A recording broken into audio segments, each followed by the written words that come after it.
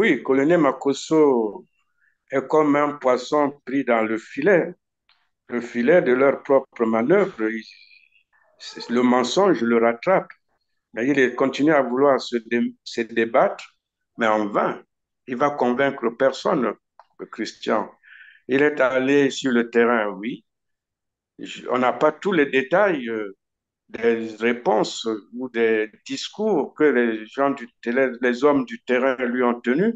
Bon, on nous a montré son interview, là où il dit être, là où il y a eu une coopérative avec trois ingénieurs rwandais et plusieurs coopérateurs et un ingénieur congolais. Bon, il n'y a pas de Rwandais. Et il va Oui, jusqu'à mais dire, c'est bon, là le problème, Jean-Pierre, pardon. N'est-ce pas paradoxal? Il se retrouve devant une coopérative où on voit bien qu'il y a trois Rwandais qui coordonneraient en fait ce projet, mais dans le même temps, il fait comprendre aux qu'il n'y a pas téléspectateurs de ou à Rwandais. l'opinion congolaise qu'il n'y a pas de Rwandais au Congo. Ben voilà. Donc, je voulais relever ce fait. Il dit qu'il y a trois ingénieurs rwandais avec un ingénieur congolais. Mais et en même temps, il dit qu'il n'y a pas de Rwandais encore et que l'autorisation qui a été accordée, c'est pour 2 ans. Vous voyez, il ne multiplie que les contradictions. Quand on parle de bail pour Amphithéotique. 25 ans, amphithéotique de 25 ans renouvelable. Là, il parle d'autorisation de 2 ans qui va expirer en décembre et que bientôt ça va finir. Les Rwandais ne sont pas Mais là. dans le même Donc, sens, ça pardon, va. Jean-Pierre Agnango, dans le même sens, avant de parler d'une autorisation express d'occuper les réserves foncières de l'État, le premier jour où il a brandi ce décret, il a parlé de 20 ans renouvelables. J'ai un décret 2022-258 du 18 mai 2022 portant autorisation express d'occuper une réserve foncière. Autorisation express d'occuper une réserve foncière de l'État par la société Eleveco Congo SAS dans le range de Massangi, district de Yamba. Il s'agit de 11 084 hectares pour une durée d'autorisation express d'occuper qui est de 20 ans. Et très curieusement, pendant sa Oui. descente sur le terrain, là, on parle maintenant de 2 ans renouvelables. Au bout On du parle compte, maintenant de 2 ans et il dit que ça va expirer en octobre ou en décembre. Donc, on fait du bruit pour rien, pour un problème qui n'existe pas. Et nous sommes arrivés ici, sur le site de Massangi, où le gouvernement avait accordé une autorisation express d'occuper. Le ministre de la Communication a eu le temps d'expliquer ces concepts dans les détails. Autorisation provisoire d'occuper, durée 2 ans. Vous voyez jusqu'à quel point il tourne lui-même au ridicule. Il tourne au ridicule. Les Rwandais sont bien là. Donc sur 110, vous n'avez que les trois là. Trois sujets rwandais. D'accord. Et donc voilà comment on a commencé. On a tout fait, je vais dire, à la main, avec nos houes, tout ça, jusqu'à atteindre les 100 hectares. Parce que quand il dit ils ne sont pas là, ils sont là, toi. Ce sont certainement les précurseurs. Mais en même temps, quand il dit ça va expirer en décembre, mais Rwanda Air vient sur le Congo tous les jours, ça veut dire, c'est aussi une manière de dire, si d'ici décembre, les Rwandais peuvent venir pour mettre en application l'accord, en ce moment, l'accord euh, ne sera pas résilié parce qu'il y a encore quelques 6 mois. Donc, les Rwandais peuvent encore venir, surtout que les trois qui sont sur le terrain ont fait déjà leur travail, certainement, ont dû déjà envoyer les rapports pour que les autres arrivent. Jean-Pierre Agnangoy, est-ce que l'opposition congolaise, comme vous avez dit tout à l'heure, ne peut pas se rassembler pour finalement demander l'application de l'article 95 de la Constitution congolaise, c'est-à-dire traduire carrément Denis Sassou Nguesso en justice pour manquement grave à ses devoirs?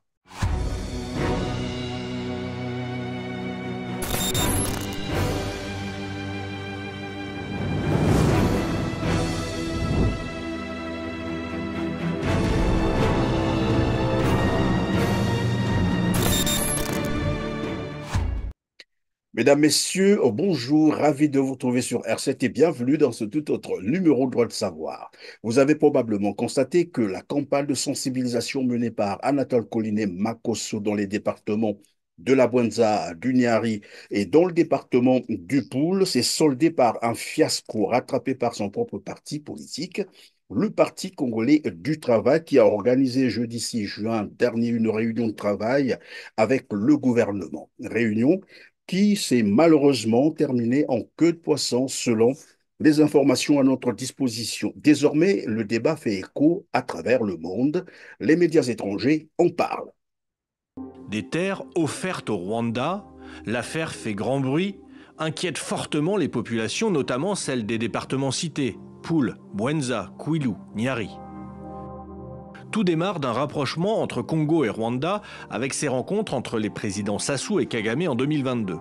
Des accords cadres sont signés, tels que celui-ci. Il prévoit la possibilité de réaliser des contrats entre les deux pays. Celui-ci a été signé entre les deux ministres de la coopération internationale.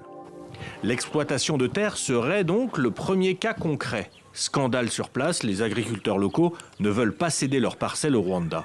Nous ne sommes pas satisfaits. Si cette compagnie qui a envie de venir, c'est une compagnie rwandaise ou pas. Si c'est une compagnie rwandaise, on ne peut pas accepter. L'inquiétude grandit au point que les ministres se déplacent dans les émissions de télévision pour tenter des explications. Le chef du gouvernement lui-même se rend sur le terrain avec la presse. L'objectif est tout simplement de contrer l'idée que le Rwanda possède une partie du Congo. À quel moment aurions-nous signé des actes de cession ou de vente? On a beau expliquer, il n'en a pas été le cas. Tout le monde a voulu se convaincre de ce que le gouvernement avait signé, des actes de cession des terres dans les départements du Poul, de la Bouenza, du Niari. On a produit des documents, preuve à l'appui. Personne n'a voulu le voir. Le problème, c'est que la société civile et les opposants demandent à consulter ces documents, ces preuves, sans résultat.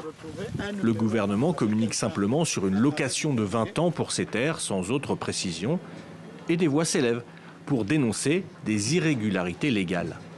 Le problème, ce n'est pas le Rwanda. Le problème, c'est la légalité.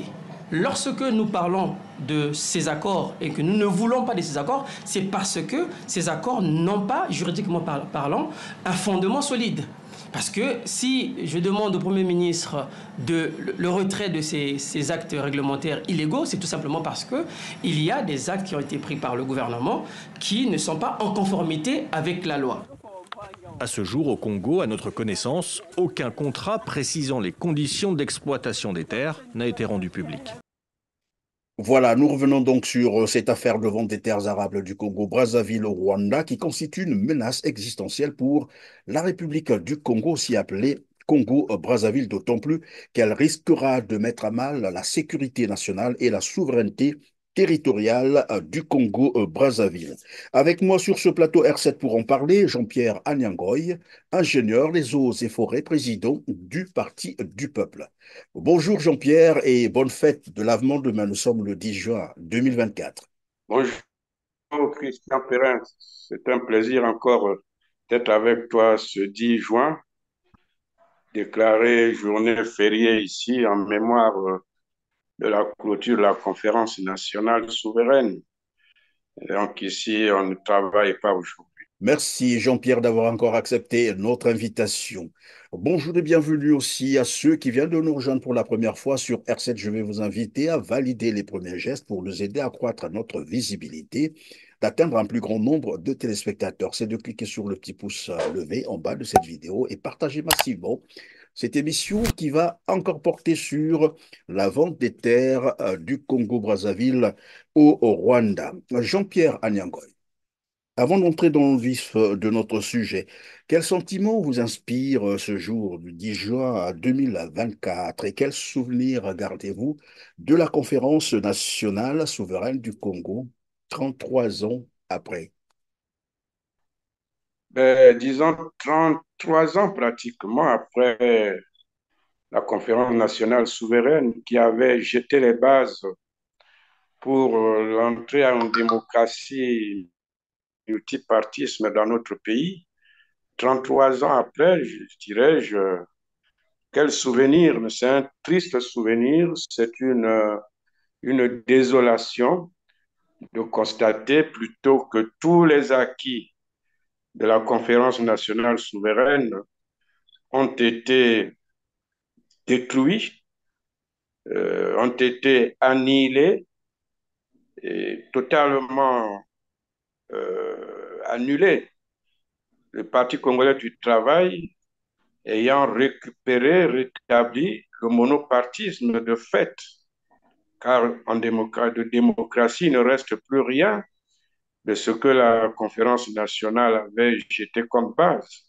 La preuve, tout à l'heure, on va y revenir, le PCT venait à la faveur du grand débat national sur la question de la cession ou vente des terres.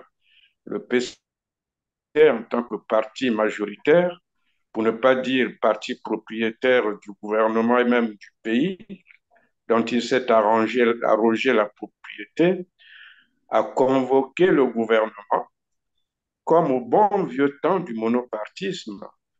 C'est le secrétariat permanent du PCT qui a convoqué le gouvernement pour lui demander des comptes sur cette question de cession de terre dont il n'avait pas connaissance des accords et sur l'exécution du plan national de développement. Bref, on y reviendra, mais je voudrais ici relever le fait que le 10 juin aujourd'hui, pour nous, n'a plus que, ce n'est plus qu'un triste souvenir. Mais ce triste souvenir nous interpelle pour dire que tandis qu'il y en a qui l'ont jeté dans les poubelles, mais pour ceux qui connaissent ce que représentait ou ce qu'a représenté cet événement, c'est le moment de dire qu'est-ce que nous devons faire pour restaurer la démocratie, pour restaurer les recommandations ou les grands actes de la conférence nationale qui ont été jetés dans les poubelles.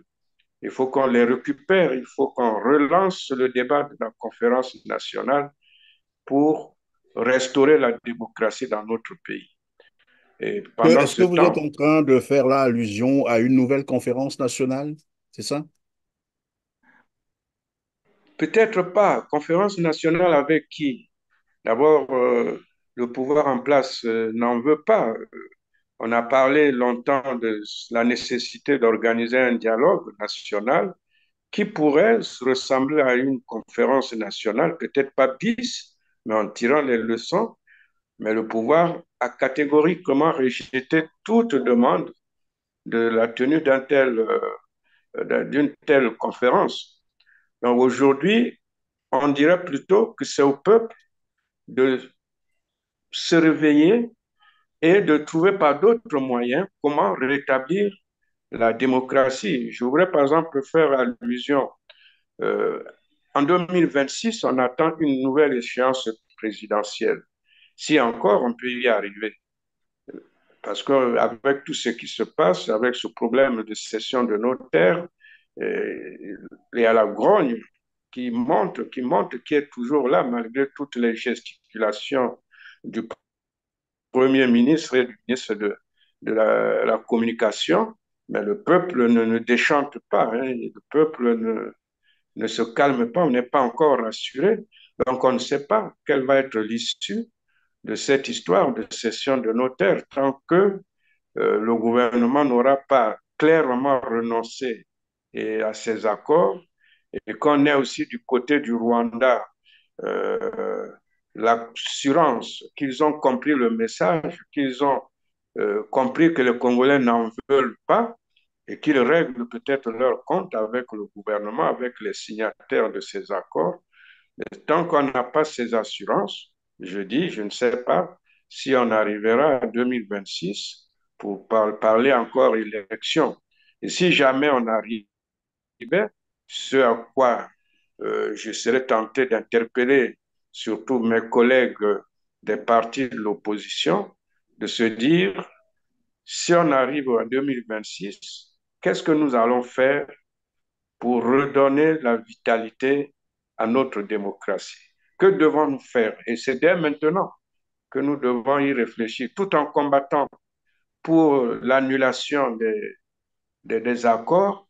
Nous ne devons pas perdre de vue que le pouvoir en place a déjà commencé ses tractations, ses manœuvres par rapport à 2026 et 2027. Pour Oui, preuve, mais Jean-Pierre Agnangoy, on va donc revenir tout à l'heure sur la question des terres vendues, les terres du Congo-Brazzaville vendues au Rwanda. Et vous disiez que si jamais vous arrivez en 2026, vous allez interpeller vos amis de l'opposition pour redonner la vitalité à la démocratie congolaise qui a été, pour rappeler d'ailleurs à nos téléspectateurs, décapitée en juin 1997 par un coup d'État militaire qui a ramené Denis Sassou Nguesso au pouvoir et qui s'y maintient par coup d'État permanent. Alors, 27 ans après, évidemment, c'est vrai qu'on arrive au pouvoir par plusieurs méthodes, mais les gens se disaient peut-être que son retour pouvait améliorer certaines choses, les conditions de vie des Congolais. Malheureusement, vous avez vu comme moi, et comme tous les Congolais d'ailleurs, des images qui ont circulé sur la toile, notamment sur une maternité dans un centre de santé intégré d'Oyabi, c'est dans le district de Kélé, et du collège d'Ibenga. Nous sommes là dans l'Alikwala. Alors, nous sommes dans un pays pétrolier, le troisième pays producteur du pétrole en Afrique subsaharienne, d'accord? Un pays richement béni, s'il faut le dire comme ça, qui a d'énormes ressources naturelles et économiques. On peut citer le bois, les minerais qui sont exploités, bien entendu. Nous avons le port en eau profonde. Bref, avec une petite population de 6 millions d'habitants désormais, à en croire bien sûr les dernières statistiques. Alors, quel commentaire vous inspire de telles réalités, de voir une maternité, c'est-à-dire là où nos mamans, nos femmes, là où l'humanité donne la vie? Christian Pérez, ces images, je les ai vues, non seulement que je les ai vues, je dois vous confier que Oyabi, précisément, c'est un village de chez moi. Le village Oyabi est à 52 km de Kélé, le chef-lieu du district de Kélé dans la cuvette ouest. Et mon village est à 10 km d'Oyabi, donc à 40 km de Kélé. Alors, quand j'ai vu cette maternité, j'avais honte, honte pour moi, mais surtout honte pour le pays. Et je sais que maintenant, ces images ont même suscité des vives réactions au sein d'une partie de l'élite de la cuvette ouest en général et du district de Kélé en particulier, au point où le directeur du secteur ou du district de santé d'Itumbi qui couvre Kélé, Mbomo, Oyabi a été convoqué au chef-lieu du département parce qu'à la base de ces images, c'est le chef du district de santé qui venait de prendre fonction à son poste et qui a fait donc une tournée pour voir dans quel état se trouvent les institutions ou les établissements sous sa dépendance. Et Et c'est voilà, à l'occasion de sa pendant que visite. vous dites, pardon, pendant que vous dites que le nouveau directeur a organisé donc cette visite pour voir, comme on dit chez nous, toucher du doigt la réalité des structures, bien sûr, de santé. Alors, nous allons donc proposer à nos téléspectateurs, parce que tous ceux qui nous suivent ne sont pas forcément des Congolais et peut-être ne savent pas de quoi nous parlons. Regardez ce qui a été retrouvé dans ce district de Kélé. Suivez. Et nous sommes ici à Cécier d'Oyabi. Nous sommes à 52 km de Kélé. Je suis le chef de centre du Cécier d'Oyabi. Voilà, c'est le tas de la maternité d'Oyabi, là où on fait accoucher les femmes. Chaque fin de mois, nous avons... Voilà comment j'entre ici. Je ne sais pas si une femme en travail peut avoir toute cette force de rentrer ici. Et voilà, on est là à l'intérieur. Voilà le tas, voilà un peu la toiture. Voilà la toiture. Ça, c'est vraiment à l'ère actuelle. Je ne sais pas si c'est acceptable. Et les femmes congolaises subissent de peines de ce genre. Voilà, là nous sommes là où on fait accoucher la femme. C'est ici. Voilà le lit d'accouchement, appelé table d'accouchement. Voilà. Voilà cette étape. Le mois passé, le mois d'avril, on a eu au moins 6 accouchements sur ces conditions-là. Et voilà à peu près. Bon, et si on me pose souvent la question, qu'est-ce que ces enfants qui naissent ici sont en vie? Bon, c'est un miracle, hein? C'est un miracle, je ne sais pas comment. Donc voilà à peu près. Ça, c'est le bloc d'accouchement de ceci, d'Oyabi. Et quand on envoie les gens là-bas, allez aussi ici d'Oyabi, allez-y travailler. Quand vous refusez, et on coupe le salaire. Alors que les conditions, voilà à peu près les conditions de... Voilà, alors c'était là donc une maternité, je dis bien une maternité, dans un centre de santé intégré. Intégré. Voilà, et nous sommes au Un centre de Congo-Brazzaville, un pays santé producteur de intégré. fer. Voilà. Et donc vous disiez, Jean-Pierre, Oui, je disais que ces images ont suscité la colère de une partie de l'élite de la cuvette ouest et du district de Kélé en particulier. Le directeur donc du district de santé a été convoqué au département Evo par le directeur départemental de la santé pour s'expliquer pourquoi a-t-il euh, brandi ces images sur les réseaux sociaux ou porté ça à la connaissance du grand public. Alors, vous voyez que, alors que le directeur, son but, c'était faire l'état des lieux et surtout interpeller ces autorités pour voir que les conditions de travail dans la zone où on l'a affecté sont très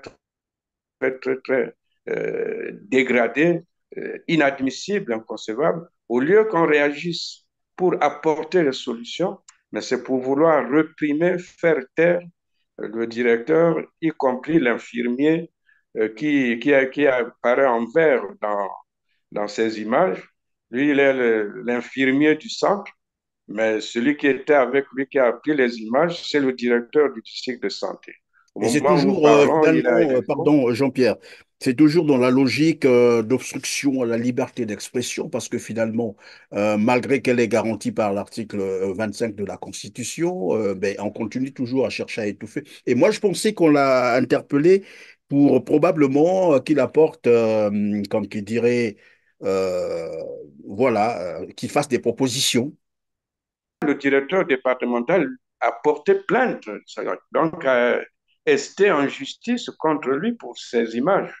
Donc vous voyez, Christian, que dans ce pays où est la démocratie, c'est incroyable. Bon, dans la même foulée, dans la même période, un autre compatriote dans la Likwala a montré aussi l'état d'un collège à Ibenga qui est pratiquement dans le même. C'est une similitude parfaite, sauf que là-bas, c'est l'éducation et à Ouyabi, c'est la santé, mais c'est deux secteurs clés de la base du développement ou de l'état de Oui, santé des la santé et populations. l'éducation sont là les piliers du développement d'un pays. Les piliers du développement ou les piliers des conditions de vie de la population. Donc, quand ces deux secteurs-là, on a de telles images, alors qu'est-ce qu'on peut attendre de ce gouvernement? C'est lamentable, c'est triste. Et vous le disiez, on est un pays forestier. Dans la Likwala, comme dans le district de Kélé, il y a des forêts, il y a des sociétés forestières qui sortent le bois tous les jours, mais on ne peut même pas construire un centre de soins intégré avec une belle maison en bois. C'est possible, c'est faisable, et ça se fait à CIB, à Pokola, ça peut se faire à Kélé, il y a une scierie, il y a des forêts, et il y a de l'exploitation forestière. Il y a des cahiers de charges que les sociétés, dans le cadre de leur obligations sociétales devraient intervenir. Mais au lieu que les autorités trouvent des solutions, mais non, on préfère s'en aux fonctionnaires, à l'agent qui a montré la triste réalité qui est la sienne dans l'exercice de ses fonctions. Et Mais est-ce dans la que ce n'est pas voilà, là c'est le non plus, secteur de l'éducation. oui, Jean-Pierre, est-ce que ce n'est pas là l'expression même de la nature du régime aujourd'hui au pouvoir au Congo-Brazzaville, qui en réalité est hostile finalement à l'épanouissement de la jeunesse, qui ne veut pas voir la jeunesse aller ou voilà, entreprendre, parce que dans la même veine, il faut peut-être relever cela aussi. Le Congo a été mis en demeure, je ne sais pas si vous avez suivi l'information, par l'École africaine des métiers de l'architecture et de l'urbanisme pour non-paiement des frais de scolarité et de contribution du Congo-Brazzaville, des frais qui s'élèvent à Oui, hauteur de plus de d'1,5 milliard de francs CFA, soit 10 ans de non-paiement des droits des frais scolaires, en fait. Alors, moi, ma question, comment expliquer qu'un pays conscient qu'il envoie ses étudiants à l'extérieur pour aller étudier et pendant 10 ans n'a pas honoré à ses engagements? ben Christian, c'est encore là une preuve de plus, si besoin était encore d'apporter des preuves pour démontrer que ce gouvernement, le pouvoir en place au Congo depuis 1997, le retour du PCT de M. Sassou Nguesso au pouvoir par les armes, n'a jamais eu de souci pour l'avenir de la jeunesse. Le discours est autre et les faits sont là, l'illustration de la contradiction permanente et flagrante entre le discours des dirigeants du PCT et du président même de la République et les actes. On dit la jeunesse, c'est l'avenir de demain. On décrète même 2024 année de la jeunesse, mais encore que, est-ce que c'est en une année qu'on peut résoudre les problèmes de la jeunesse si depuis 27 ans de retour au pouvoir, on n'a rien fait? Ce n'est pas en 2024, mais ces écoles, ces centres de santé datent là de des décennies. C'est des maisons construites par les populations elles-mêmes. Vous voyez que c'est des constructions artisanales et qui, par l'épreuve du temps, se sont détériorées sans que jamais l'État n'ait eu à intervenir. On vient à l'intérieur.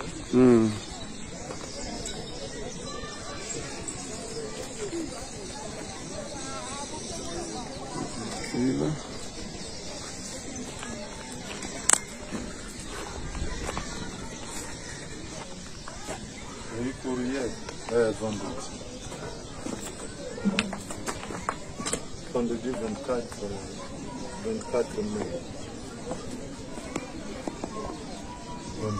Donc, vendredi, ils ont fait cours. Et le cours a porté sur la voie active et la voie passive. Ils sont en train de faire les révisions. On ne sait pas ça, c'est quel niveau. Voilà l'état de la toiture. L'état de la toiture est là. Je ne sais pas s'il pleut.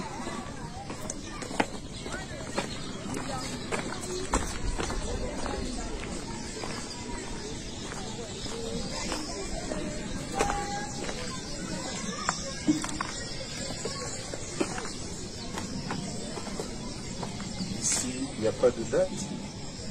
On ne sait pas le cours a eu lieu quand. Complète le texte ici après, les mots suivants. Ça doit être le français. Donc, il y a eu un cours de français dernièrement. Voilà l'état de la toiture. Ici, nous sommes au CG d'Ibenga. Le CG d'Ibenga, qui doit avoir 3 salles de classe. Là, nous en avons visité 2. Il reste peut-être la 3e.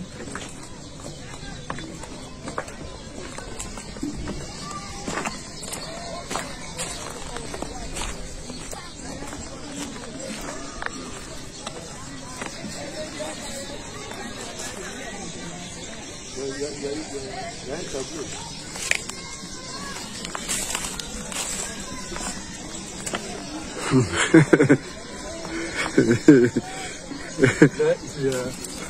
Il y a eu un cours d'anglais vendredi parce que ici on lit bien Friday, May 24 et 2024.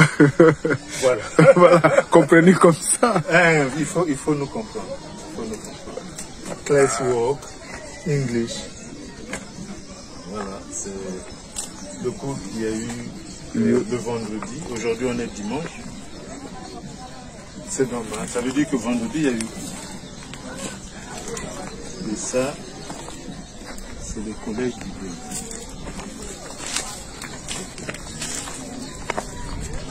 Donc, les vivent ensemble.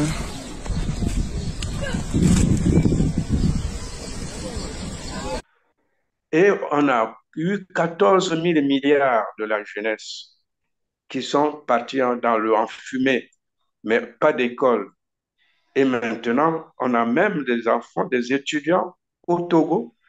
Ils ont eu une mise en demeure, ce qui a été adressé à notre ministre de l'Éducation supérieure, de l'enseignement supérieur et de la recherche, par son collègue du Togo, depuis le 2 mai, et l'échéance donnée, accordée pour s'exécuter, c'était le 2 juin, donc cette échéance est déjà dépassée, ce qui veut dire que très probablement, nos étudiants qui sont là-bas sont maintenant interdits d'examen, de soutenance et de toute autre activité académique au niveau de leur établissement scolaire universitaire. Et encore un autre fait, Christian, c'est que quand moi j'étais au lycée, c'était des étudiants togolais qui venaient étudier au Congo, au CSB, et qui étaient bien contents de leur formation qu'ils recevaient ici au Congo et repartaient chez eux. Mais vous voyez qu'aujourd'hui, c'est l'inverse. On n'a plus un seul étudiant qui vient d'ailleurs pour venir étudier chez nous. Et à contrario, nos étudiants qui vont étudier ailleurs, les frais ne sont pas payés. Alors vous imaginez 10 ans sans payer 1 milliard, plus d'1 milliard 500 millions de dettes. Et pour les 2 années, les 2 dernières années, 2023, 2024, 2022, 2023, ça fait 167 millions 500 000 qui sont exigés, qui étaient exigés au plus tard le 2 juin. Je ne suis pas sûr que ça a été payé.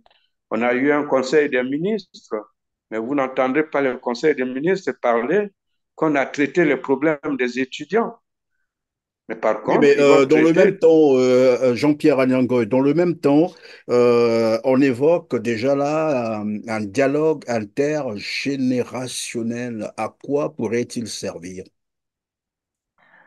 Mais c'est toujours pour la manipulation, Christian Perrin. On a eu le Conseil national de la jeunesse. Qu'est-ce qu'il en est sorti? Et aujourd'hui, on parle de dialogue intergénérationnel. Pour faire quoi?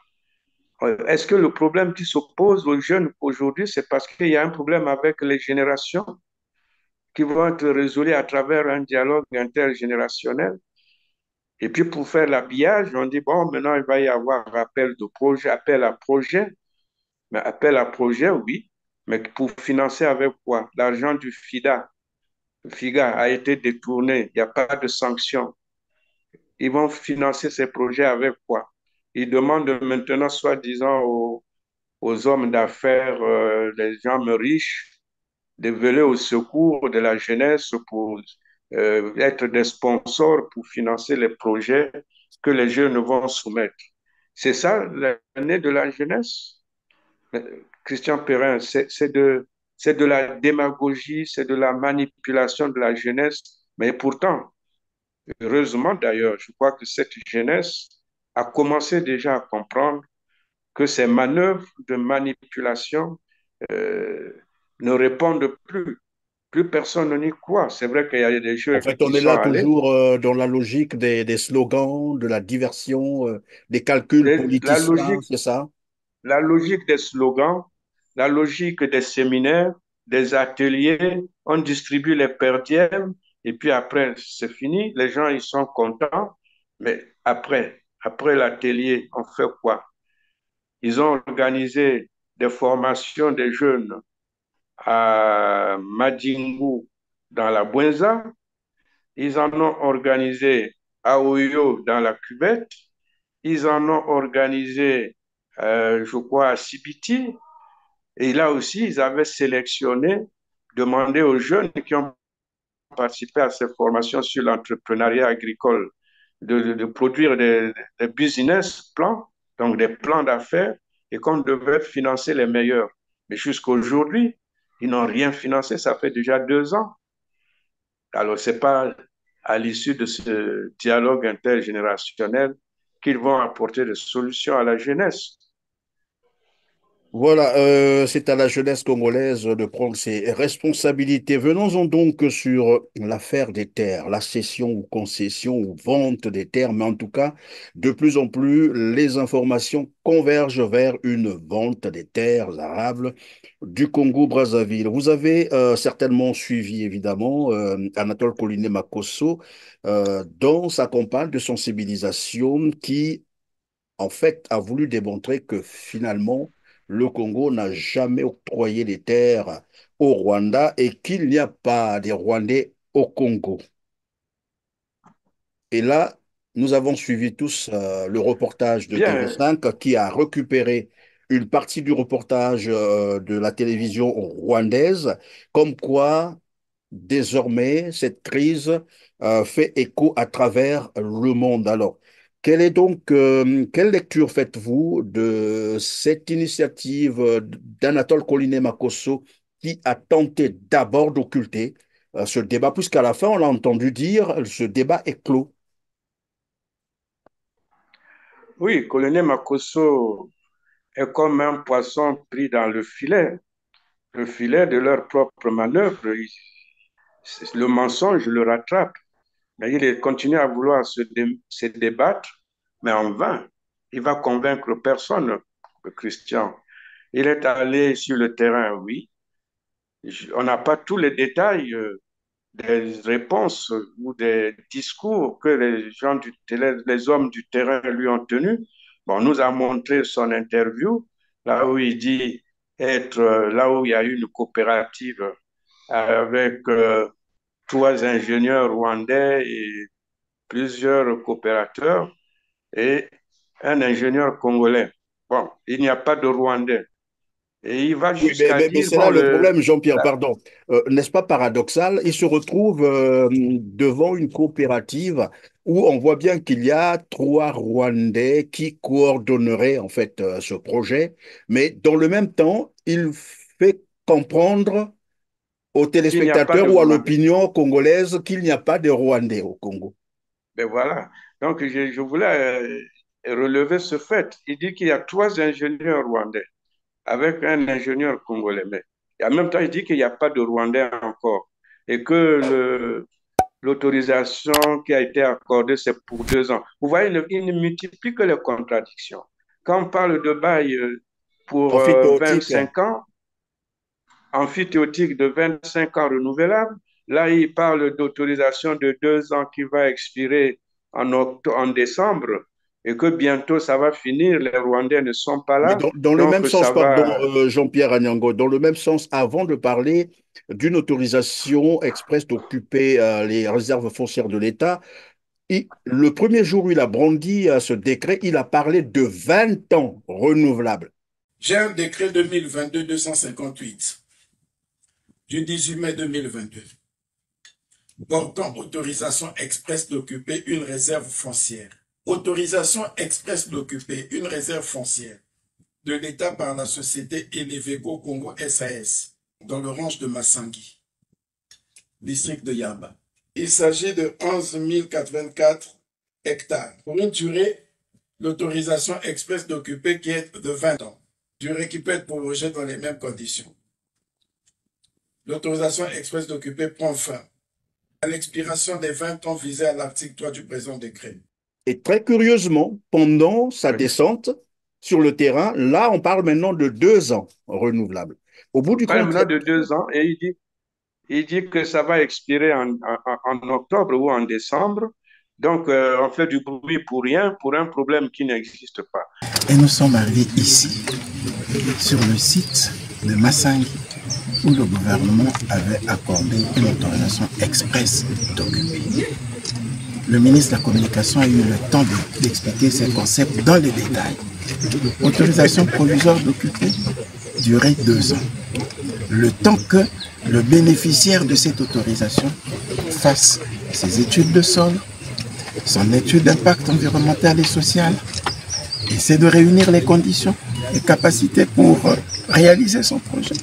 Et le temps que l'État aussi, de son côté, fasse l'enquête de moralité pour savoir si le bénéficiaire de cette autorisation provisoire a les capacités nécessaires, la moralité nécessaire pour réaliser le projet.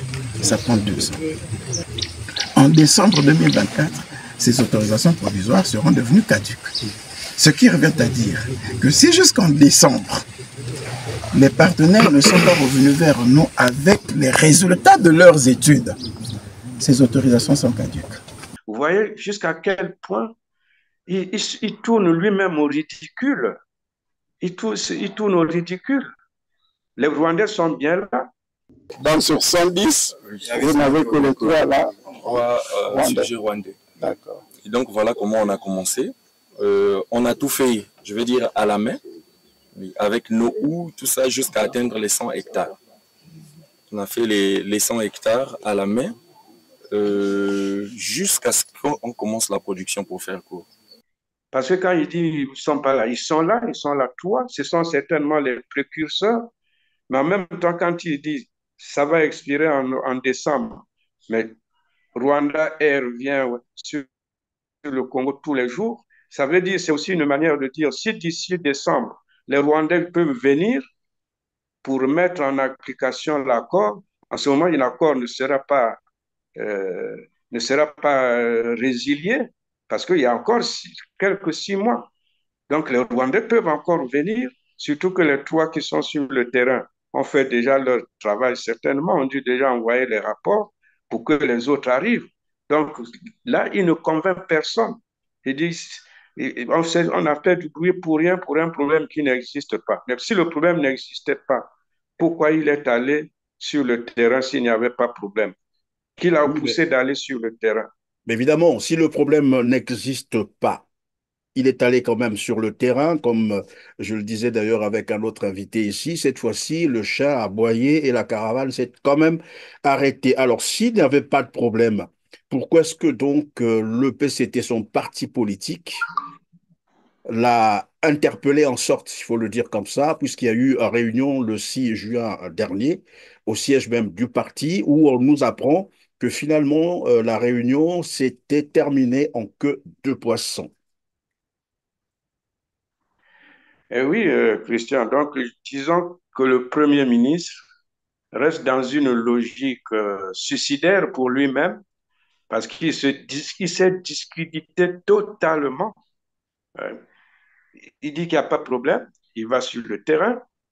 Avant même la réunion avec le PCT, ils ont eu une rencontre avec le Sénat et on a entendu le discours du président du Sénat, Pierre Ngolo, à propos de ces accords et l'invite qu'il a lancé au gouvernement de revoir ces accords en disant qu'à l'état actuel, au stade actuel, je ne pense pas que les terres sont vendues.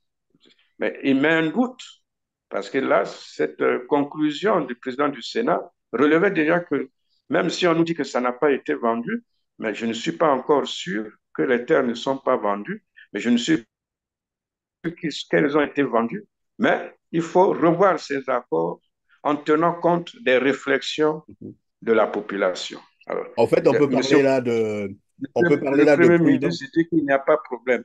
On peut parler là de prudence du côté du président du Sénat pour avoir déjà observé ce qui s'est passé avec les prêtres, avec les évêques. Exact. Pour essayer de dire, donc, mais tu viens encore nous duper comme tu as fait avec les évêques. Avec les évêques. Voilà. Donc, le président du Sénat a été très prudent, très sage. C'est normal, il est le président du Sénat. Et néanmoins, Il a demandé au Premier ministre de revoir ces accords, mais revoir en tenant compte de la réflexion des populations. Quelle est la réflexion des populations? En réalité, ce n'est même pas une réflexion, c'est une position ferme et irréversible de dire non à ces accords. Et globalement, même si on insiste sur les terres, mais je dirais que c'est la même chose aussi pour les zones économiques de Maluku. C'est aussi un territoire important Et les au plan accords de économique défense aussi sur la sécurité. et Tout ça. les accords de défense. Donc, il n'y a pas que les terres. Les Congolais disent non à l'ensemble de ces accords, y compris la cession du port des zones économiques de Maluku. Combien de milliards le gouvernement n'a-t-il pas englouti pour construire ces zones économiques? Et l'autre, la première fois, le Premier ministre, pour justifier cette cession, a estimé qu'on a investi là-bas, c'est en train de dans l'herbe. Mais quand ils investissaient, qu'est-ce qu'ils avaient prévu avant d'investir tant de milliards? On sait comment ça doit fonctionner. Ce n'est pas après avoir investi qu'on cherche maintenant qui va venir prendre et ensuite on se met à brader. Est-ce que dans cette affaire, j'allais dire, avec ces accords controversés, disons-le, illégaux, n'est-ce pas là une patate chaude que Denis Christel Sassou Nguesso a tendue à Anatole Colinet Makosso qui se met au premier plan alors que celui qui est allé signer ces accords, qui les a initiés, c'est bien Denis Christel Sassou Nguesso. Ben, Christian, je ne sais pas si c'est une patate chaude ou un piège, mais c'est M. Colinet Makosso qui est Premier ministre. Et le Premier ministre, c'est lui qui dirige l'action gouvernementale. Mais le problème, c'est qu'il n'était Donc, pas là à la signature de ces accords. Lui n'était pas là. oui, mais qu'il ne soit pas là oui, avant d'aller. Un ministre ne peut pas sortir du pays, aller signer des accords sans que le Premier ministre soit au courant. Et quand il les signe, il doit aussi rendre compte.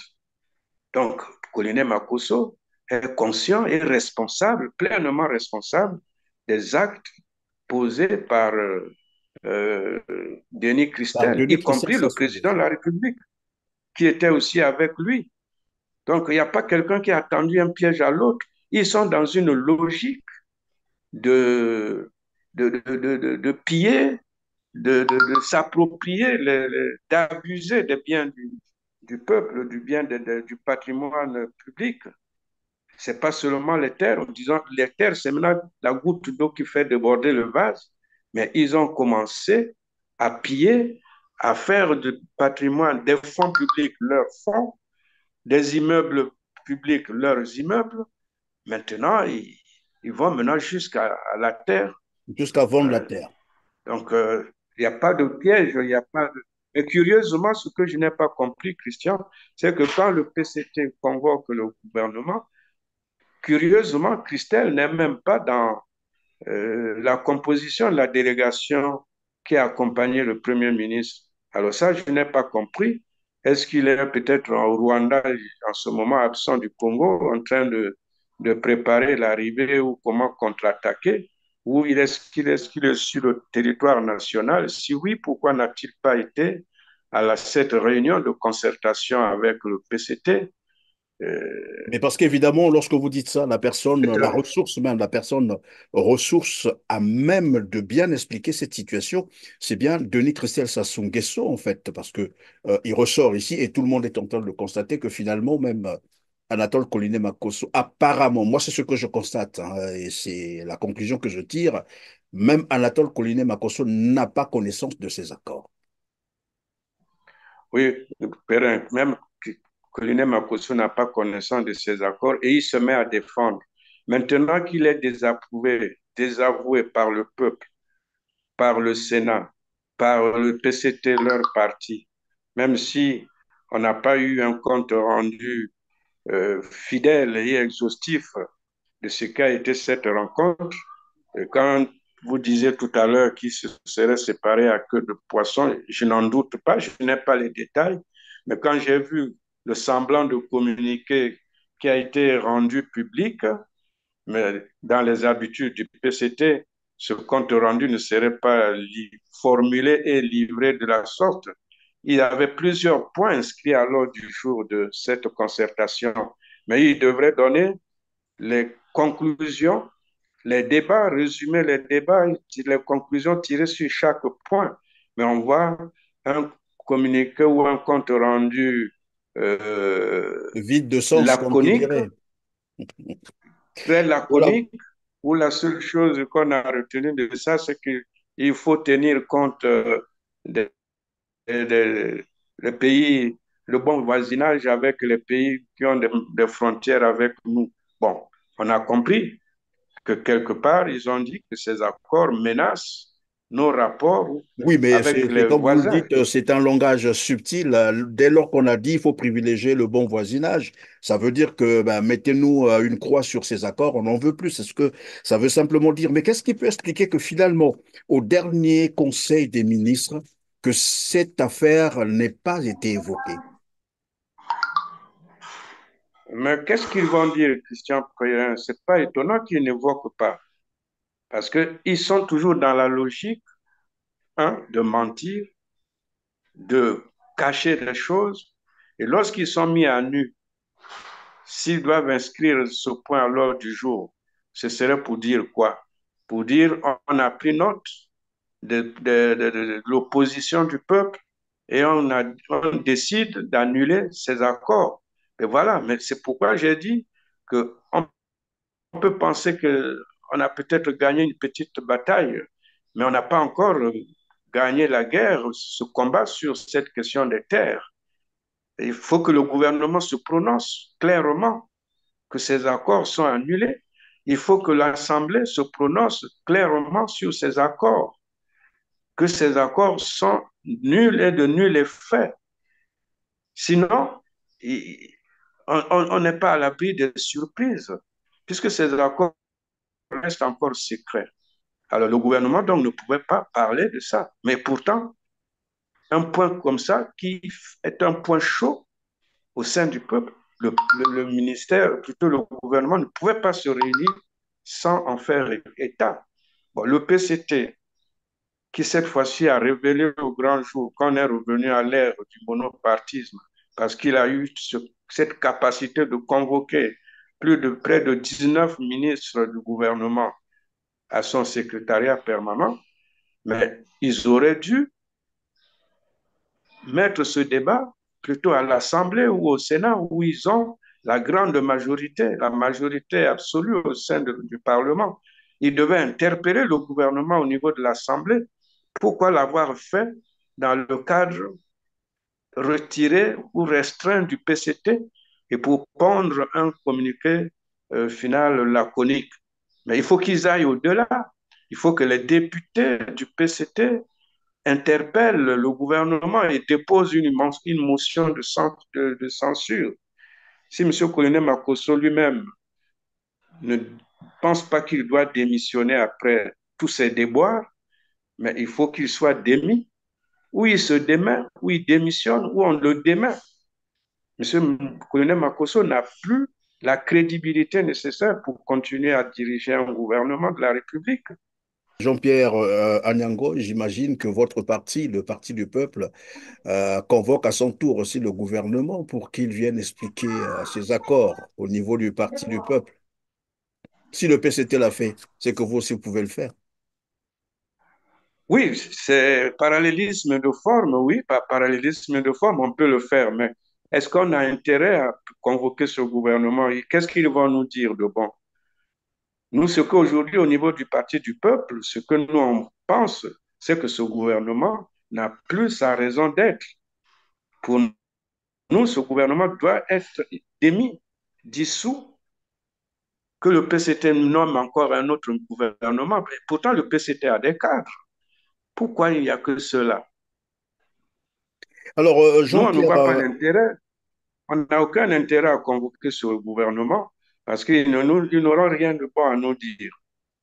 oui, Jean-Pierre Anyango, à l'allure où évolue la situation, notamment, je parle ici des accords de vente des terres arables du Congo-Brazzaville au Rwanda, est-ce qu'on peut penser que finalement, Denis Christian Sassou Nguesso, qui a initié ces accords, a dû profiter, j'allais dire, de l'état très affaibli de son père actuellement, qui visiblement ne contrôle plus l'appareil de l'État. Et d'ailleurs, dernièrement, on parlait de la présence d'une conseillère rwandaise au cabinet de Denis Sassou Nguesso. On se rend bien compte que finalement, le Congo a été totalement infiltré avec la complicité des enfants de Denis Sassou Nguesso.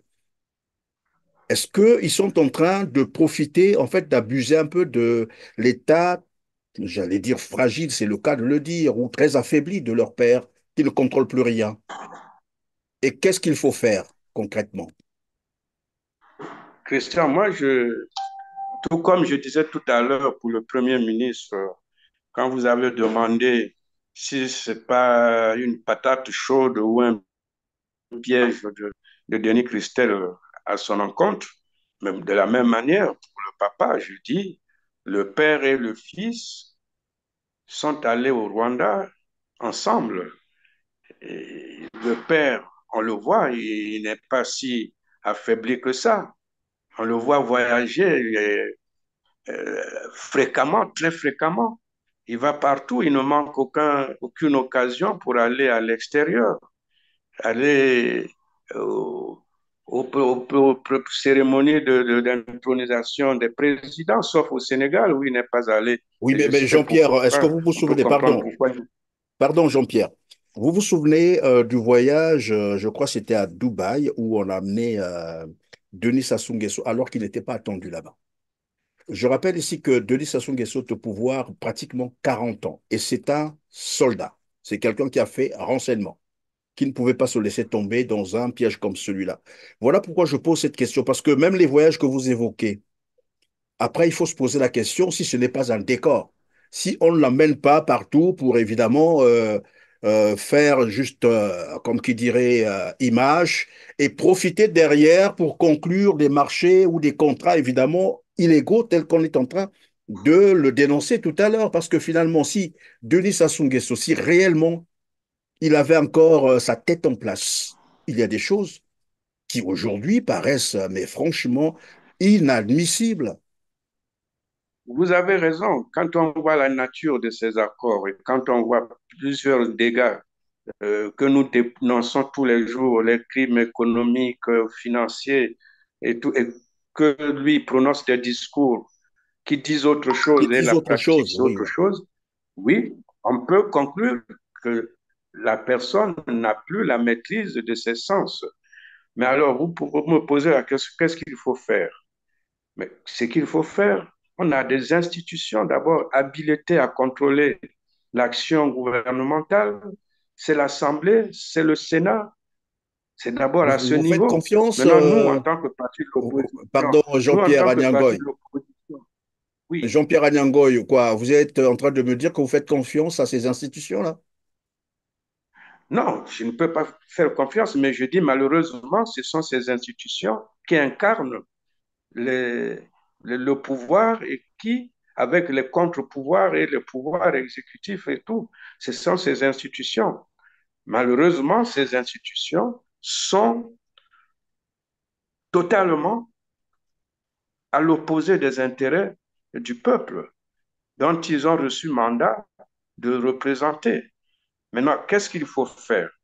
Il faut arriver à renverser ces institutions. Comment? C'est soit par la voie des élections, c'est pourquoi tout à l'heure, je parlais des tractations qui ont commencé pour 2026 et 2027, et les manipulations, à commencer par le Premier ministre, qui font croire à Sassou qu'il est encore fort, et ils veulent faire croire aux Congolais qu'il est l'homme providentiel ou l'homme providence, qu'il il faut prier pour qu'il reste encore le plus longtemps possible pour continuer à diriger le Congo. Bon, mais les responsables, ce sont les colonels Makosso. Quand Sassou entend ça, ben, il se dit, ben, donc, j'ai encore tout le temps de commander. Alors, maintenant, on va aller à 2026. Si encore le peuple peut prendre d'autres dispositions avant, tant mieux. Mais sinon, l'échéance légale. Les dispositions avant quoi, par exemple? Vous pensez à quoi? Ben, Christian, on a vu quand le peuple gouvernant ne répondent plus à leurs intérêts et les institutions sont bloquées, qu'est-ce qui reste à faire à un peuple? C'est exercer son droit de désobéissance. Et c'est aussi prévu dans les constitutions ou dans les conventions internationales. Je veux faire allusion à la convention de la Déclaration des droits universels de l'homme. Oui, vous Il y a avez des aussi, dispositions que il y a quand les aussi, institutions... il y a, il y a dans le même sens l'article 35 de la Déclaration universelle des droits de l'homme et du citoyen. Nous sommes presque à la fin de cette émission. Jean-Pierre Agnangoy, nous n'avons plus que quelques 2 minutes pour terminer. En tout cas, je vais vous les laisser hein, pour conclure, parce que finalement, on sera Ok, rattrapé. merci, Pas le temps. merci Christian. Pour terminer, d'abord sur la question des terres, qui est la question brûlante du moment, je dis que le peuple doit rester vigilant. Il ne faut pas se laisser endormir par les positions hasardeuses ou les positions opportunistes de colonel Makosso qui dit qu'il n'y a pas de problème. Le débat est clos. Il n'est pas clos. Il est vrai que le PCT a convoqué le gouvernement. On sait que ça s'est mal terminé, mais déjà cette concertation nous a donné l'idée nette que le PCT aussi a pris conscience que ces accords ne sont pas bons pour le Congo, ne représentent pas les intérêts du Congo et que ces accords doivent être annulés. Mais il faut que le PCT, avec ses députés, ses sénateurs, aille au-delà de cette concertation pour amener ce débat dans les institutions, comme j'ai dit, et qu'il prononce la censure contre le gouvernement de Colonel Makosso. Là, le peuple croira que le PCT a pris conscience de la dangerosité de ces accords. Mais si ça reste au niveau de ce compte rendu et que rien d'autre ne suit, ça veut dire que le débat reste entier et la vigilance reste de mise. Alors ensuite, au peuple, je dis, certes, c'est vous qui avez voté les députés, les sénateurs. Jusqu'à aujourd'hui, ils ne semblent pas parler, prendre position, alors que le peuple crie et à la grogne. Ça veut dire que ce Parlement est en train de trahir ou a déjà trahi le peuple. Mais je crois qu'ils ont encore le temps de se rattraper. Sinon, le peuple doit tirer les conséquences de cette attitude de trahison de ses mandataires ou de ses mandataires. Et tirer les conséquences, c'est les virer. Si ce n'est pas en usant de droits de désobéissance, mais c'est en fixant le cap pour 2026, alors que les manigances ont commencé, on crée maintenant des nouveaux départements.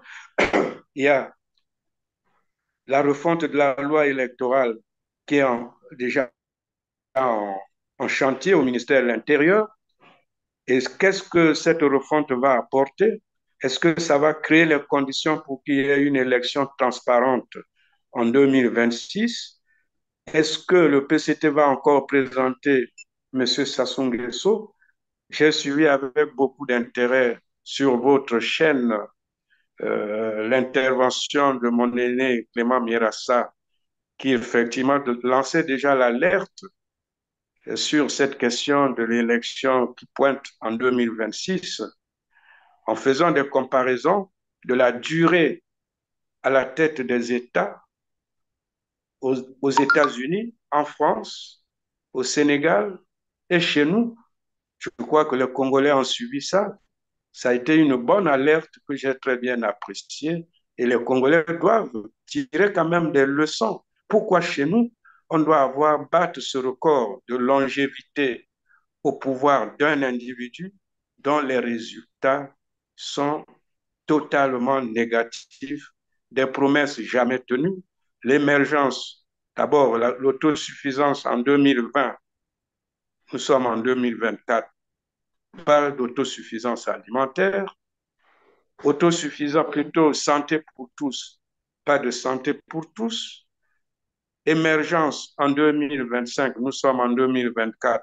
Je crois que tout le monde sait que nous sommes on s'est plutôt éloigné de la possibilité d'émerger. Nous sommes plutôt immergés et non pas émergents. Nous sommes en voie d'immergence, pas d'émergence. Mais Alors, Jean-Pierre, pardon, pourquoi pendant que vous dites ça, Jean-Pierre Anyangoy, est-ce que l'opposition congolaise, comme vous avez dit tout à l'heure, ne peut pas se rassembler pour finalement demander l'application de l'article 95 de la Constitution congolaise, c'est-à-dire traduire carrément Denis Sassou Nguesso en justice pour manquement grave à ses devoirs? Il est Christian justifiable, hein? Pérez, quand je dis d'interpeller les institutions, c'est à ça que je fais certainement allusion. Vous l'avez perçu. Peut-être que vous voulez que je le dise clairement. Mais oui, quand j'ai dit que l'Assemblée, le Parlement devrait se réunir pour d'abord une motion de censure à l'endroit du gouvernement, mais ensuite, pour aller plus loin, la trahison étant là, ben, la sentence, c'est la traduction à la haute cour de justice de tous ceux qui ont trahi les intérêts de la nation. C'est cela. Voilà, Mais s'ils ne merci. le font pas, c'est le peuple lui-même qui doit le faire. Il n'est pas question de voir encore le PCT parler de on va avoir un candidat providentiel en 2026. Il doit être traduit en justice à la haute cour. Sinon, il faut alors le chasser. Et c'est là où je dis, nous, opposition, on a cette responsabilité. Nous n'avons pas les moyens de faire un coup d'État. Nous pouvons peut-être accompagner le peuple si le peuple prend l'option de manifester sa désapprobation de manière populaire, ben, les partis politiques doivent accompagner, encadrer. Mais sinon, organisons-nous avec le peuple pour chasser le PCT et son président en 2026. Voilà, donc C'est si les possible. institutions ne peuvent pas interpeller Denis Sassou Nguesso en application, bien entendu, de l'article 95 de la Constitution congolaise pour manquement grave, haute trahison, le peuple congolais devra prendre ses responsabilités. Merci Jean-Pierre Agnangoy d'avoir encore été avec nous sur R7. Ça a été vraiment un plaisir de vous avoir encore compté parmi nous. C'est aussi le plaisir qui est partagé avec Christian Perrin et à très bientôt parce que l'actualité est de plus en plus chaude et avec ce problème des terres, on n'est pas encore au bout du rouleau. Tant qu'on n'aura pas eu la conclusion finale que ces accords sont enterrés, nous restons vigilants et nous allons encore parler et parler jusqu'à ce que ces accords soient enterrés. Merci beaucoup, mesdames, messieurs. Nous sommes donc à la fin de cette émission. Merci de nous avoir encore suivis. Cliquez sur le petit pouce en l'air, hein, juste en bas de la vidéo. Partagez massivement cette interview, s'il vous plaît. Et dites-nous en commentaire ce que vous en pensez. On se retrouve très prochainement. Merci.